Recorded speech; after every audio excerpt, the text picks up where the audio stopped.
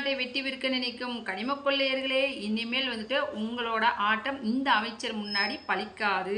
இதுக்கு முன்னாடி வந்துட்டு திமுக ஆட்சியில் உங்கள் இஷ்டத்துக்கு கொள்ளையடிச்சிங்களே, இனிமேல் வந்துட்டு தமிழ்நாட்டில் ஒரு துண்டு கூட எடுத்துகிட்டு போக முடியாது அப்படின்னு சொல்லி ஒரு அப்டேட் வந்திருக்குங்க. அதாவது தற்போதைய கனிம வளத்துறை அமைச்சர் வந்துட்டு பிரபு அவர்கள், அவரை வந்துட்டு அமைச்சர் பதவியிலேருந்து தூக்கணும் அப்படின்னு சொல்லி சில கும்பல் வந்து பிளான் பண்ணிட்டு இருக்குங்க. எதனால அப்படின்னம்னா, அமைச்சர் பிரபு அவர்கள் வந்துட்டு சட்டவிரோத குவாரிகள் எல்லாத்தையுமே வந்துட்டு தொடர்ந்து க்ளோஸ் பண்ணிட்டு வராருங்க. இதுதான் காரணம் அப்படின்னு சொல்லி சொல்றாங்க.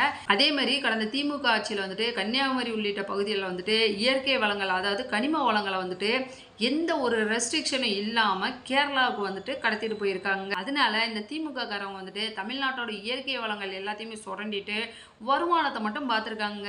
ஆனால் இப்போ வந்து அமைச்சர் பிரபு அவர்கள் பதவியேற்றதுக்கு அப்புறமா சட்டவிரோதமான குவாரிகள் வந்து மூடப்பட்டு கனிம வள கடத்தலை தடுப்பதற்கான நிறைய நடவடிக்கைகள் வந்து எடுத்துட்டு இருக்காங்கங்க. அதே மாதிரி இந்த குவாரி முதலாளிகள்லாம் இருக்காங்களே, அவங்கள வந்துட்டு ஒன்றுமே பண்ண முடியாங்க. ஏன் அப்படின்னம்னா, இவங்கெல்லாம் வந்துட்டு எந்த ஒரு குறிப்பிட்ட கட்சியை சேராமல் எல்லா கட்சிகளோடையும் சேர்ந்து ஒரு சிண்டிகேட்டை வந்து மெயின்டைன் பண்ணியிருக்காங்க. அதனால் இந்த குவாரி முதலாளிகள்லாம் வந்துட்டு அரசியல் கட்சி தயாரிப்பாளராகவும் எலெக்ஷன் டைமில் வந்துட்டு ஒரு பெரிய தொகையை வந்துட்டு முதலீடு செய்யும் நிதி அமைப்பாளராகவும் இருந்திருக்காங்க.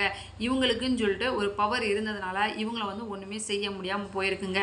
அதனால அமைச்சர் பிரபு அவர்களை வந்துட்டு எப்படியாச்சும் அமைச்சர் பதவியிலேருந்து தூக்கிட்டோம் அப்படின்னோம்னா மறுபடியும் நம்ம வந்து கனிம வள கொள்ளையை ஸ்டார்ட் பண்ணிடலாம் அப்படின்னு சொல்லிட்டு ஒரு சிண்டிகேட் போட்டிருக்கிறதா மக்கள் வந்து கருத்து சொல்லியிருக்காங்க.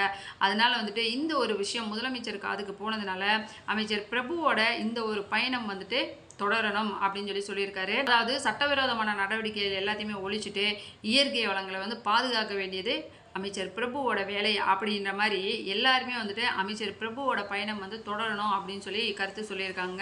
ஏன் அப்படின்னம்னா, அமைச்சர் பிரபு அவர்கள் வந்துட்டு சட்டவிரோதமான குவாரிகள் எல்லாத்தையுமே வந்துட்டு இப்போ க்ளோஸ் பண்ணிட்டு இருக்காரு. அதே மாதிரி கனிம வள கடத்தலை தடுப்பதற்காக நிறைய நடவடிக்கைகள் வந்து மேற்கொண்டுட்டு இருக்கிறதுனால இவரோட பயணம் தான் கண்டினியூ ஆகணும் அப்படின்னு சொல்லி எல்லாருமே வந்து எதிர்பார்க்குறாங்க.